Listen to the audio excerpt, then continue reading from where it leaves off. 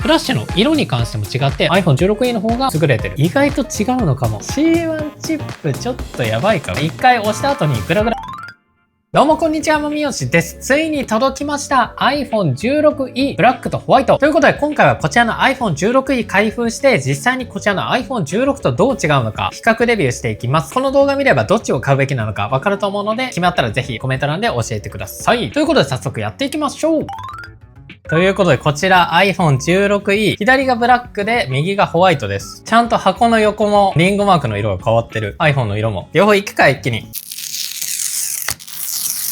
iPhone 16E ブラックホワイトオープン。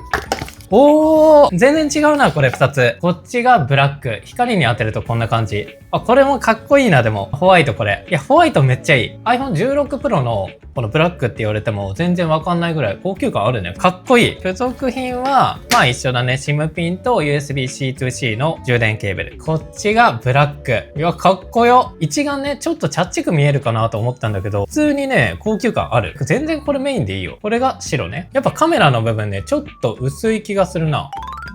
筐体を比較していきます。iPhone 16E。かっこいい。どうですかこれ。普通に iPhone 16って言ってもわかんない。こちらが iPhone 16E のホワイト。いや、綺麗だね。綺麗。最高です。真ん中が iPhone 16。左右が iPhone 16E。まあ、厚さはほぼ一緒。カメラの厚さは、こちらがカメラの出っ張り。やっぱりね、このレンズ部分の出っ張りっていうのは一緒なんだけど、iPhone 16に関しては土台みたいのが盛り上がってるから、やっぱカメラの出っ張りっていうのはかなり少なくなってます。丸みも違いますね。iPhone 16E はちょっと丸っこくなってる。手に刺さらない感じの丸みあるんですけども iPhone 16E はもうちょいシャープな感じになってる。っていうかあれだわ。iPhone 16E はパーツが分かれてる。この側面のアルミの部分と裏面、つなぎ目があります。で、それに対して iPhone 16E はこのつなぎ目がほぼほぼ感じない。まあ両方あるか。両方あるけど 16E の方がちょっと2段になってるのが分かると思います。で、背面の質感に関してはあんまり変わんないね。カラーインフューズドガラスで、こっちは普通のガラスみたいな感じなんだけど、全部マット素材になっています。活動3センキュー。全部マットな素材になってます。で、フラッシュは、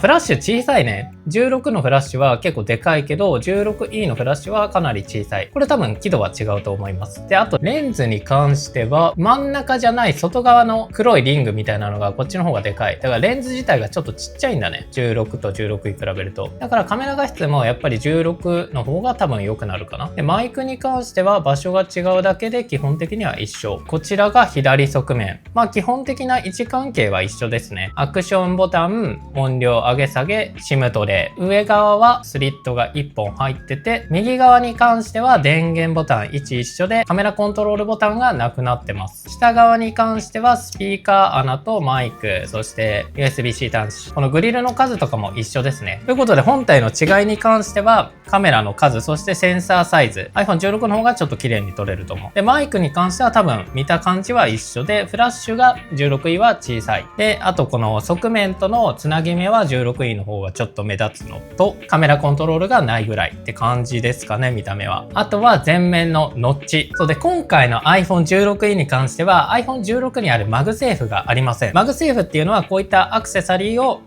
ペタッと貼り付けて、三脚代わりにしたりとか、あとはここから充電もできるし、そういったことができる機能なんですけども、この磁石が iPhone 16、あれ意外とくっつくな。ただ、磁力は弱いのと、真ん中にくっついてるっていうよりかは、背面全体にくっついてるって感じだ。磁力は弱いけど、一応くっつくっちゃくっつく。まあでも、充電とかでいい位置には合わせられないという感じですね。そうしたら、傷つける前にケースとフィルム貼っていきましょう。今回使うケースとフィルムはこちら、トーラスのケース。まずはフィルムつけていきます。これグラスゴーウルトラっていう個人的にめっちゃお気に入りのガラスフィルムになります。でこちらのグラスゴーウルトラの特徴に関しては、乗せて引くだけでホコリの除去と自動廃棄を実現してくれてます。なのでこのグラスゴーウルトラ何回も貼ってるんですけども、気泡も入ったことないし、ホコリも入ったことないということで、絶対に貼り付け失敗したくないっていう方におすすめなモデルになってます。でしかもこのガラスに関してもかなり強いものを使っていて、250ニュートンエッジクラッシュテストや鉄球落下テストをクリアして、角に黒縁がついているので角割れに強くなっています。最高のガラスフィルムが欲しいという方はこちらのグラスゴーウルトラかなりおすすめになっています。そして今回の iPhone 16E に関してはノッチになっています。指紋とかもつきづらい。完璧だね。で、フィルムに関しては2枚入りになっています。貼り終わったらこちらを外してあげて、新しいものをこちらにセット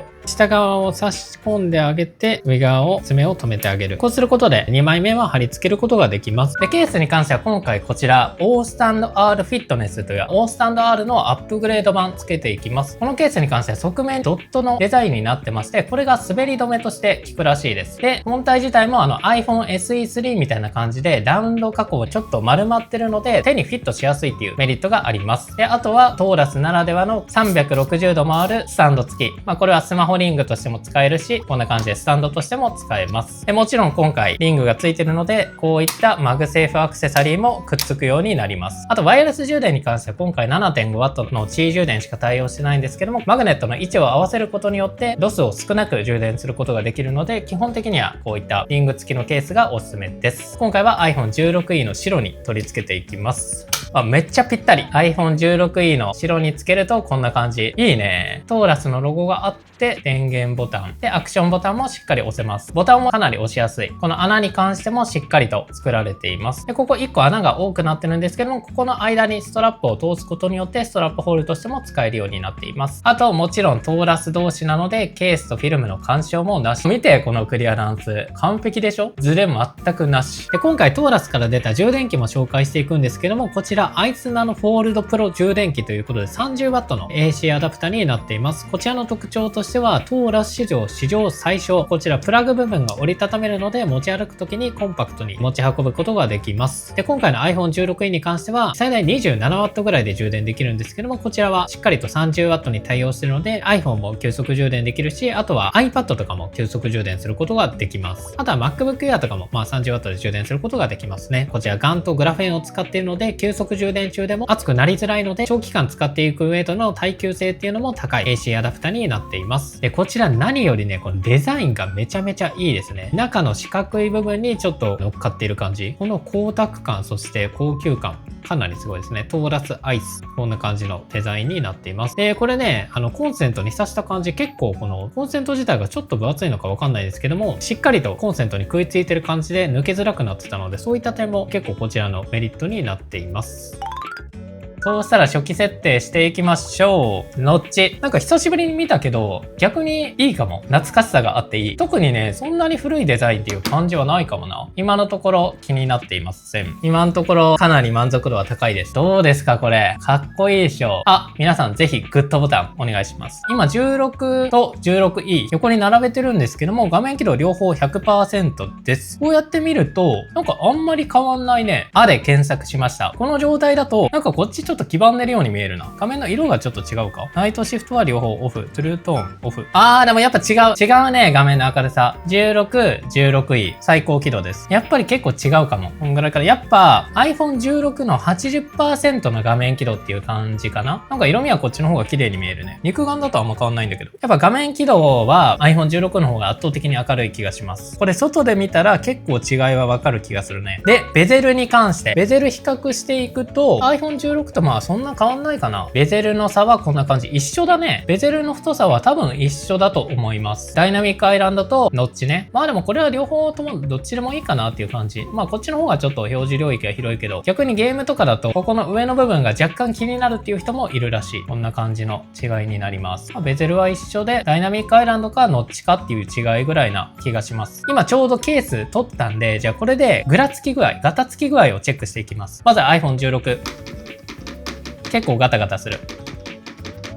16E。ちょっと抑えられて、結構違うかも。こっちは一回押した後にグラグラグラってなるけど、16E はガタッ。ガタッ。これで止まる。こっちはグラグラしたまま。こっちは止まるっていう。なので、音ゲーとかする場合は 16E の方がやりやすいかもね。でもみんなケースつけるからこの辺あんま関係ないかも。で、こうやって置いた状態だとちょっとね、こっちはこう斜めってる感じ。なのに対してこっちはちゃんとまっすぐ見れる感じはあるって感じですかね。カメラパンプが小さいっていうのは意外とメリットになるかもしれません。続いて最小輝度も見ていきましょう。最小輝度で、色によっては結構差は出てくるけど、あんまり違いないかな。ホワイトポイントを下げるっていう裏技を使えば、両方ともかなり下げられるので、全然気にしなくてもいいぐらいだと思います。という感じでした。そうしたらみんな気になるであろう電波検証していきますが、両方とも楽天モバイルの回線使ってます。電波の入りに関してはちょっと 4G で一回固定してみます。両方とも回線 4G 固定してみたんですけども、iPhone 16が 4G2 本なのに対して iPhone 16E は3本になってます。セットアップ中はこれ逆になってたんですけども、なんか iPhone 16E が電波悪いみたいな感じは今のところないかな。両方とも楽天モバイルで、サーバーは IPA サイバーラボ 400G、こちらでやっていきます。これ同時にやっちゃうと意味ないんで、まずは iPhone 16からスタート。ちなみにこれ補足情報としては、僕んち結構電波悪くて、こんな感じで電波2本になってるんで、電波悪いところでどんな感じの違いが出るのかっていうのを、今回は検証していきます。iPhone 16はダウンロード 26.5MB、アップロード 32.5MB、普通に結構速度出てます。続いて iPhone 16いきます。頼む。で、今電波ピクトは2本4本になってます。これはちょっと期待できるね。あれ 5.3。サーバーはしっかり同じものになってます。あれ C1 チップちょっとやばいかこれ。あれなんか急に遅くない？これちょっとやばいんじゃないか。まず1回目。ダウンロード 26.5、5.0。アップロード 32.5 と 9.79。ダウンロードに関しては5分の1。アップロードは3分の1です。じゃあ続いて2回目いきます。頼むよ、これ。さあ、2回目はちょっと iPhone 16遅くなって13メガと、アップロードは結構出るね。楽天モバイルのいいところはアップロードが結構早いから、動画のアップロードとかバックアップとかがめっちゃ早い。楽天モバイルのリンク、概要欄に貼っときます。2回目、ダウンロード 13.9、アップロード 28.9。頼む16位。電波ピクトは2本4本ですね、やっぱり。2回目 13.9 と 8.0、28.9 と 7.2 と、これは C1 遅い気がします。ラスト3回目、これ交互にやってるんでね、時間の差っていうのはあんまないと思う。さあ、14.2 と50。50出ました。さあ、頼むよ。電波ピクトは安定で2本4本です。いやーこれダメか。ピンに関してもちょっと遅めだね。だからゲームとかだとちょっとラグは感じるかもしれない。という感じで結果がこちら。14.2 と 7.6、50と9と。なるほど。そうしたら今何の回線に繋がってるのか見ていきます。ということで今繋がってるバンドに関して調べてみたんですけども iPhone 16がバンド3で繋がってるのに対して iPhone 16E はバンド18で繋がってました。周波数に関してもこっちは 20MHz でこっちは 10MHz になってるので、これで速度の差が出て、レイチェルさん、センキュー。これで速度の差が出てたっていう感じですかね。ちなみにこれさ、3と18変更する方法ないの？これ一回機内モード入れるか。機内モード入れて戻す。あれでもどうしても3と18で拾っちゃうな。なんでだろう。変わらんなぁ。ちょっと待って、もう一回機内モード入れてみよう。いやー、変わらんね。なんかこっちの iPhone 16はバンド3を掴むんですけども、こっちはバンド18掴んじゃいます。で、スピードテストの結果に関してはこんな感じ。圧倒的に iPhone 16の方が速いですね。これが 4G の比較でした。全く同じ環境でやるとこんな感じ。5G 繋いだらこんな感じで出てきたんだけど、これ両方ともバンド3繋がってるのね。で、これ LTE ってなってるから 5G は関係なし。4G に戻っちゃってる。でもこの状態だったら両方ともバンド3なはずだ。バンド3に繋がったんで、これでちょっとチェックしていきます。あ、早い早い。やっぱバンドの問題だったか、さっき。あれ意外といけるね。いいですね。ちょっと一応こっちももう一回測る。あれ一緒か一緒かも。なるほど。どっちを掴むのかっていうのが、まだうまくいってない感じだな。これあれだね。今後のソフトウェアアップデートで多分最適化されて治るような気はするね。意外といけるな。てかむしろ 16E の方が早いぞ、アップロード。よかった。これは iPhone 16E メインでもどうなんだ。でも電波ピクトも一緒になりましたね。意外といけてる。ちょっとじゃあこれでまた3回測りましょう。1回目はこんな感じ。両方ともバンド3です。2回目 C1 の方が早い可能性出てきたよ。さあ 16.3、33。越してくれ iPhone 16E。さあピンに関しても23、21だね。いい。超えてる。18メガ、19、20。いいね。さあアップロードも頼むよ。アップロード、なんかちょっとカクンってなったね。ピンが少ないね。同じバンドに繋がればオンラインゲームは快適な可能性あり。2回目は 16.3、21.3、33、27。どっこいどっこいだね。3回目。これで省エネ性能高いって考えたら C1 も意外といいかもな。16E ピクト1になってる。あれ ?23 だね。これちょっとバンド変わってないから大丈夫か。3回目は 18.1、38.5。iPhone 16E。こうしてください。あれこれあれだな。多分バンド変わったね。6.9。確実変わってるわ。3回目は 18.1 と 6.91。38.5 と 10.1。ほら、ピンもね、結構変わってます。250と500と。途中でこの iPhone 16E はバンド18っていうちょっと遅い方に変わっちゃってますね、これ。なので、バンドのつかみっていうのが今 iPhone 16E の場合は微妙な感じで動作してる気がします。ただ、今後、そのソフトウェアアップデートとかでいい感じになっていく気がします。速度とかを見ると iPhone 16E の方が速い場面もあったし、あんまり気にしないでもいい感じはしますね。あれだ iPhone 16は電波がちょっと弱いバンドでもできるだけ速いバンドをつかむ。 iPhone 16E に関しては速度は遅くなってもいいからできるだけ電波のいいバンドをつかむ。そんな感じの印象が今あります。なのでどうかな、ちょっと今一概には言えないんですけども、そんな感じです。こ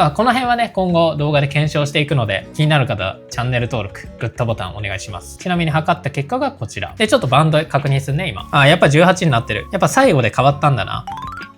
はい、そうしたら続いては Wi-Fi のスピードテストしていきましょう。Wi-Fi に関しては iPhone 16が Wi-Fi 7、16E が Wi-Fi 6になっています。これは結構差が出るはず。両方とも回線は同じものを使っていて、サーバーも同じになっています。16からスタート。今ちょっとね、ライブ配信中なんで、もしかしたらちょっと速度は遅くなってるかもしれないです。家の回線はちなみに 1GB 回線になっています。ダウンロード822、アップロード733。で、ピンに関しても5ということでかなり少ないです。オンラインゲームも快適。iPhone 16E、Wi-Fi 6でどこまでいけるか頼む。あれ始まるの遅い。あれエラーカットさあ、いきます。Wi-Fi 6の iPhone 16E は Wi-Fi 6でも意外と速度出ますね。740。ちょっと遅いか、でも。822と740。733と643。もう一回いきます。ポチ。ちょっと不安定感もあるかな。エラーがたまたまだった可能性もあるから、ちょっとこれ動画にするか迷うな。やっぱ Wi-Fi 7はね、安定性が高いんだよね。Wi-Fi 7と Wi-Fi 6に関してはその周波数の差もあるんですけども、この混雑状況が違います。Wi-Fi 6ってもうかなり定番化してきて、バンドがね、いくつかあるんですけども、その中で、俺のっていう感じで、めっちゃ混戦するんですよね、Wi-Fi 6は。で、それに対して Wi-Fi 7に関しては別の帯域を使ってて、使ってる人がまだまだ少ないので、他の家庭と電波混戦がするっていうことがほぼないです。849と795。ちなみに 1GB 回線だからこのぐらいの差しかないけど、10GB 回線とかの場合はもう全然違う結果になります。あと電波の安定性っていうのも Wi-Fi 7の方が高いね。849と763、795と700。100メガぐらい結構違う感じですね。ラスト3回目。なんだなんかめっちゃ遅くなったぞ。こっちも行くか。ルーターが調子悪いんか、これもしや。またエラー。ちょっと待って。これルーターが悪かったのか、さっき。いや、違うな。でもルーターもちょっと調子悪いのかな。ちょっと3回目これでいきます。さっきのも一応使おう。ちょっとね、iPhone 16E はエラーになるのがたまにあるかも。タイミングの問題かな。3回目839と655。iPhone 16E は0。iPhone 16E、Wi-Fi あれかちょっと一応同じ状態でこっちへ通信できるか。できるな。結果がこちら。なんかルーターのせいかたまに調子悪くなるときはあるけど、基本的にはダウンロード、アップロードともに100メガ遅いぐらいっていう感じですかね。これは Wi-Fi 6と Wi-Fi 7の差なんで、そんな感じですかね。なので Wi-Fi 速度をできるだけ上げたい。そういった人は16選ぶ方がいいと思います。ただ両方とも使ってる感じで YouTube が止まるとか、そういったことはないので、全然どっちでも問題ないと思います。ただあくまで参考程度に。ということでネットワーク検証完了。最近ね、iPhone アップデートでいい点がありまして、バッテリーでアップデートしたばっかりの時は、デバイス設定が進行中とか、あとね、アップデート作業が進行中みたいな感じで出るようになって、バッテリー減りが早いってよく言う人いるじゃん。アップデートしたてとか。そういった時は、ここにアップデートが進行していますみたいな感じで出るから、バッテリー減り早いなと思う時は、ぜひこちらのバッテリーのところをチェックしてみてください。で、バッテリーの状態、両方とも 100% になっています。で、充放電回数0回珍しいね、これ。基本的に買った時って1回とか2回になってる。多分工場でテストしてるからなのか、1回とか2回になってること多いんですけども、今回充電0ということで超新品です。で、ちなみに気になるのが、この iPhone の充電。こちらはバッテリー充電の最適化、両方とも80から 5% 刻みで調整できますね。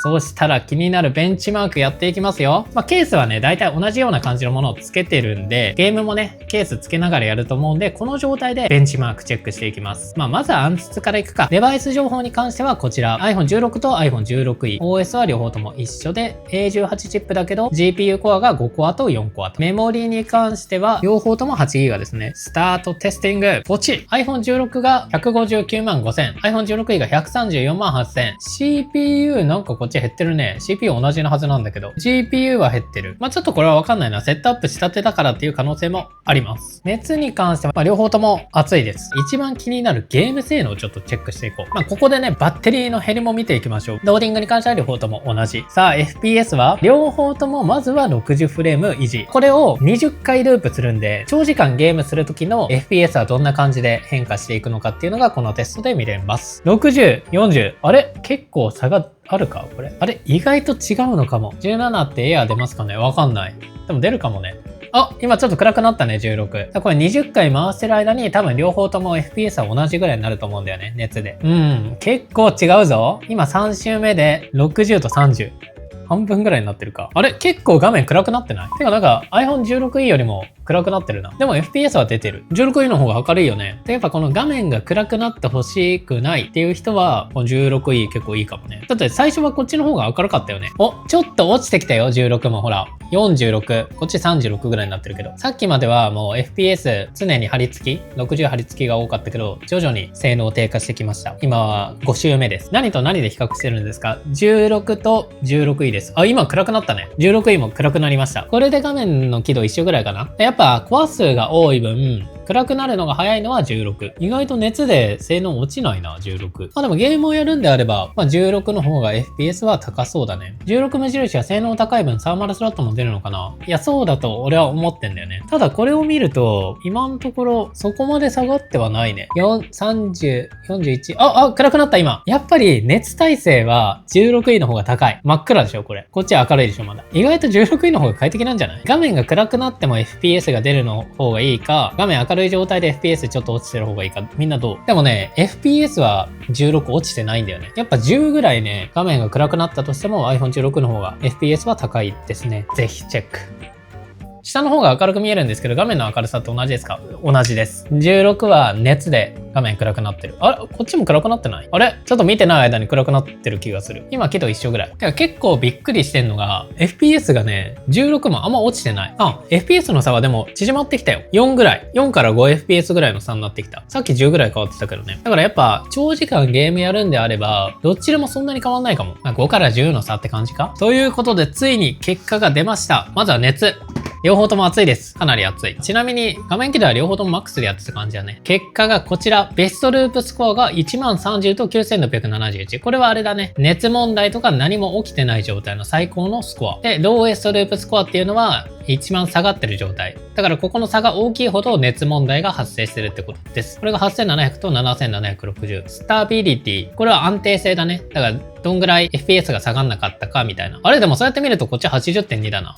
なるほどなるほど。結構面白いよこれ。ストレステスト見ると1回目でガクンと下がってるね iPhone 16E は。で、それに対して iPhone 16はなだらかに下がってる感じ。っていうのを考えると iPhone 16の方が安定性は高いのか。ほら、9600から2回目で8000になってる。ただ画面暗くなるのはこっちの方が早かったから、何を求めるかって感じか。バッテリーの減りに関しては両方とも 10%。ゲームやってる時のバッテリーの持ちに関してはあんま変わんないかもね。フレームリネットに関しては一番下がった時で28と26っていう感じですね。でもさっき見てる感じはだいたい多い時で10フレームの差、低い時でだいたい同じぐらい、平均するとだいたい5から10ぐらいの FPS の差っていう感じでしたね。3D マークだとこんな感じでした。でもあれだね、この iPhone 16に関しては性能は下げずに画面を暗くしていく感じ。iPhone 16に関しては画面の明るさは持たせて性能を落としていくっていう感じかな。ここもちょっと動作の違いが見れた気がします。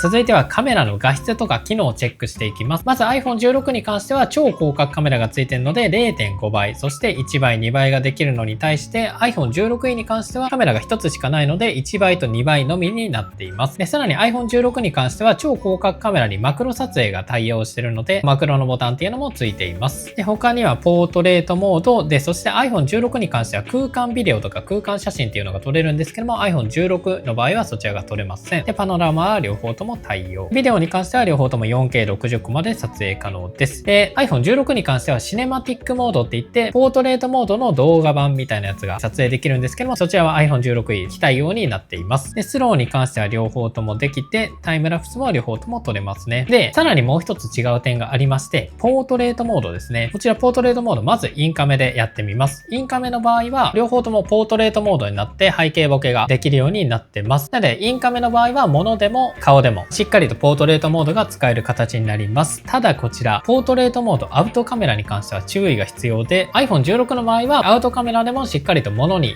ポートレートモードを使えます。iPhone 16E に関しては物体の場合は誰も検知されませんでしたということで、ポートレートモードが使えません。人の場合は両方とも使えるんですけども、物の場合は16しかできないので、そこは注意してください。インカメの場合は Face ID のセンサーで凹凸を判断してポートレートモードができてるんだと思います。そういった違いがありますね。ただ iPhone 16E を買う方方に関してはこのポートレートモードもあんまり使わないと思うので、その辺はそんなに気にしなくてもいいと思います。続いては画質。こうやって見比べると、ちょっとね、立体感が違うのがわかると思います。iPhone 16の場合は背景がちょっとボケてる。上の特に USB ケーブルがボケてるのに対して iPhone 16E は USB ケーブルもくっきり映ってると思います。こんな感じで今回4800万画素のカメラっていうのは一緒なんですけども、iPhone 16E はセンサーサイズが小さくなってます。それによってこう背景ボケとかちょっと少なくなってたり、あと立体感がちょっと16と比べて少ないかなっていう印象はあります。ただセンサーサイズが小さくなったことによっていい点もありまして、それがこちらになります。これ両方とも倍率は2倍にしてどれだけ被写体に寄れるかっていうのをテストした形になります。iPhone 16の場合はだいたいこれぐらいのサイズ感に対して iPhone 16E はなんとここまで寄れます。これ両方ともマクロ使ってません。なので被写体をできるだけ大きく映したいという場合は16よりも 16E の方が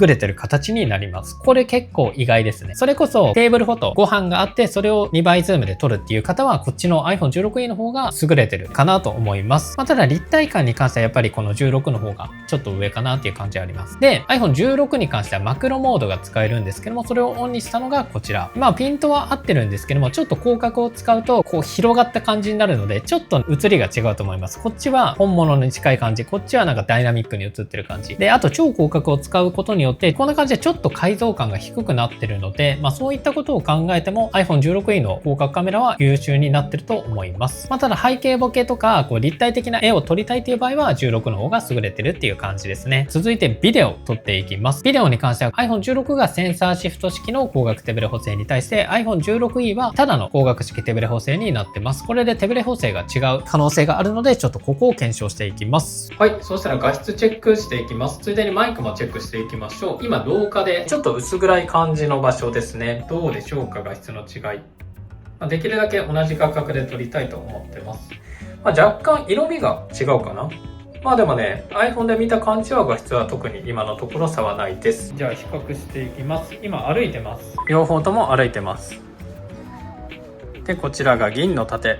で、寄れるのも iPhone 16はこのぐらい。で、16E はここまで寄れる。これ1倍です。1倍でもこんぐらいの倍率の違いはありますね。iPhone 16E の方がやっぱり寄れます。で、じゃあちょっと足踏みしてみますか。やっぱね、今こんな感じで歩いてるんですけども、どうだ、なんか16の方があんま変わんない気がするな。はい、今こんな感じで歩いてます。あんまり変わんないね。続いては走ってみます。どうですか。なんかあんまり変わんない気がするなという感じでした。そんなに気にしないでもいいような感じはあります。で、そして今回の iPhone に関しては16と 16E でこんな感じでフラッシュのサイズが結構違います。これも結構差があってですね、iPhone 16に関してはこんな感じでライトを無段階で調整することができます。それに対して iPhone 16E に関しては昔の iPhone と一緒で0、1、2、3、4段階になっています。この辺結構違うポイント。で、それでフラッシュの色に関しても違って iPhone 16は結構寒色気味の白いライトなんですけども、 iPhone 16E に関しては黄色っぽい暖色の電球色のライトになっています。色味比較するとこんな感じ。16E の黄色っぽいやつと16の白っぽいやつ。こうやって見ると結構違うので、夜フラッシュを使って撮影する場合は iPhone 16E はちょっと黄色っぽい写真になっちゃうかも。16E はしっかりと白っぽい感じになりますね。この辺に関しては好みがあると思うんですけども、夜懐中電灯として使う分にはこっちの方が黄色っぽくて目に優しいと思うので、そういう点だと 16E の方がいいかな。ただ写真を撮る点ではこっちの16の方がフラッシュライトに関しては優れてると思います。ではスピーカー音質検証していきます。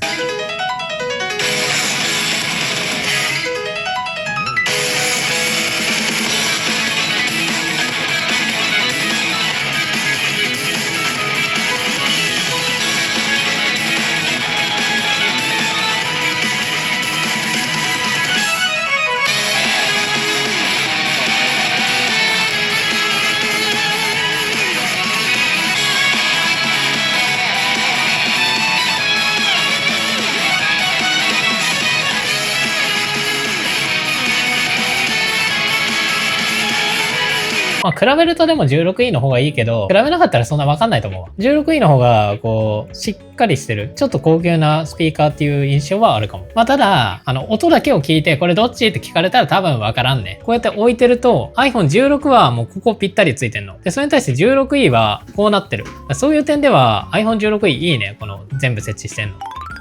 外部ディスプレイ出力、こちら XR グラス。こういった外部ディスプレイに出力っていうのが今回の 16E の場合はできなくなってるらしいので、それを検証していきます。まずは iPhone 16ね。16の場合は、ちゃんと iPhone の画面がミラーリングされてる。で、これが使えます。16E さしてみます。映んないね。iPhone 16E 外部出力はできなくなってます。これ残念な人はいるかもね。続いてはみんな大好き、充電速度チェック。ちなみに今のバッテリーに関しては、16が 53%、16E が 47% なので、ワット数のチェックはしっかりできます。ということで、充電速度をチェックしていきます。まずは iPhone 16から。こちらが iPhone 16の充電になります。だいたい 18W ぐらいだね、iPhone 16は。で、それに対して iPhone 16E は、あれちょっと待って、ちゃんと、ほら、バッテリー 53%、47% だから、特に差はないです。これが iPhone 16です。だいたい 18W ぐらい。待って、衝撃なんだけど、これ。続いて iPhone 16E。ほら、上がり方が全然違うもん。これすごい。16E なんと 27W。いや、もしかしたらあれかこれバッテリーが 50% 以下だからとかかな。今 47% なんで、ちょっと待ちますね。すごっ。50% 超えてるから説ある。からちょっともう一回やろう。今 49% なんで。50% いった。今、バッテリーは 51% です。23ぐらいいけるね。今 56% だけど、また 23W ぐらい出てるね。iPhone 16バッテリー 49%、50% 以下で 27W はいくのか。ドン。あれ25いくな。ちょっと少ない感じはするけど、一緒っぽい。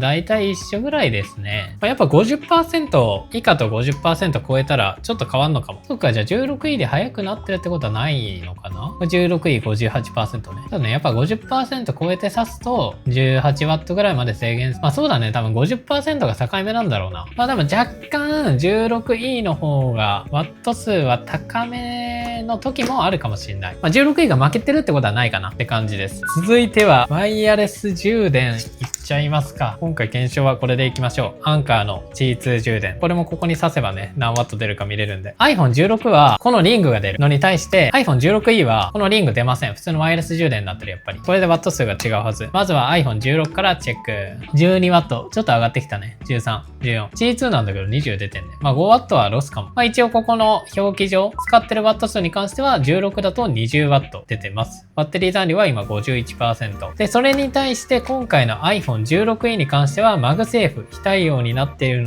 で、だいたい 7W ぐらいになってるので、やっぱワイヤレス充電に関しては圧倒的にこの iPhone 16の方が速くなってる。こういうワイヤレス充電を多用するっていう人は iPhone 16の方がいいかも。ただ、夜寝る時に充電しておくぐらいであれば、7.5W でも朝までには充電完了するので、そういった人だと全然 iPhone 16E でもいいかも。